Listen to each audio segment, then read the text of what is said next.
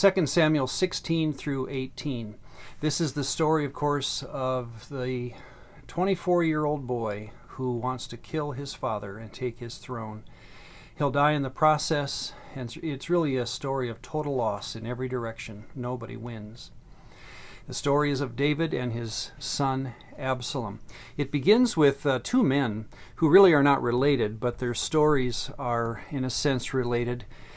Shimei and Ziba. Just quickly, their story is that, again, they're not related to each other, but they both remind David in separate narratives that they are of the house of Saul, and they do believe that David is guilty for trying to overthrow the now deceased Saul and his house. And of course that's not true, but they remind David of that, and David in a sense is patient with their accusations because he knows that God is in control. But it's just a testimony to David that his adversaries are still alive.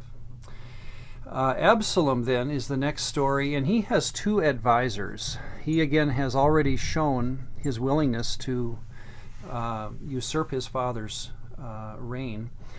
One of them is named Ahithophel. Now, if this is the same Ahithophel as 2 Samuel 23, and most people think it is, this would be the grandfather of Bathsheba. And so he probably has something against David. When you think about how that would relate, how that story would play out. And as the story goes, Ahithophel is an advisor to Absalom and gives him the basic advice to send 12,000 men after David and kill him and leave Absalom out of it. That Ahithophel himself would lead the charge, as it were, and overthrow David. His advice is not followed. In fact, the advice of Hushai, another person, is followed, and because of that, it seems that Ahithophel fears for his life, that he'll be considered a traitor by Absalom, and so he even commits suicide. On the other hand, Hushai, his name is Hushai. He's a apparent friend of David, who in a sense sneaks into the good graces of Absalom. He's not there to really help him. And what he says is, what you need to do, Absalom, is go yourself. Make it a personal venture up against your father to try to kill him, which, of course, Absalom follows Hushai's advice. It ends up being, of course, the reason he dies. So Hushai, again, does not seem to be trying to help Absalom as much as help David. Joab is our gentleman up here. He, of course, is David's nephew and his military commander.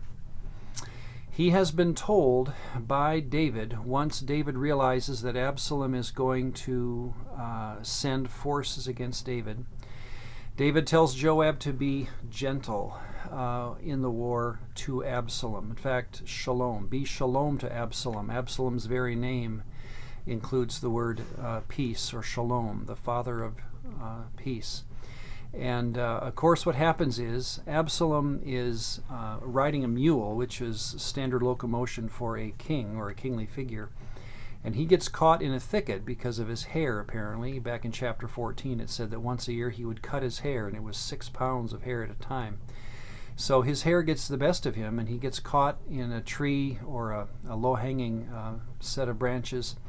And Joab and 10 soldiers find him, kill him, and bury him under a pile of stones. The most despicable way for a person to die in the ancient world, of course, is to be buried like that, and that always is a way of trying to take a person's reputation and just demolish it for future generations. That's how he will be remembered then, under a pile of stones. That's what Joab was intending to do.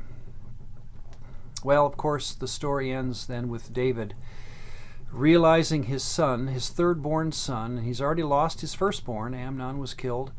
And Chileab, his second-born, was never mentioned, so we think he passed away. And now his third-born son is also dead. And so David just wails away, "O Absalom, O Absalom." We get the sense that David would have given his life for his own son. So David is really, by the time the story's over, David has lost everything. He realizes he has that he has adversaries of Saul still living and being very vocal. He's got a commander that he cannot trust. He cannot follow the one command that he was given during this battle. And of course, he's lost his son.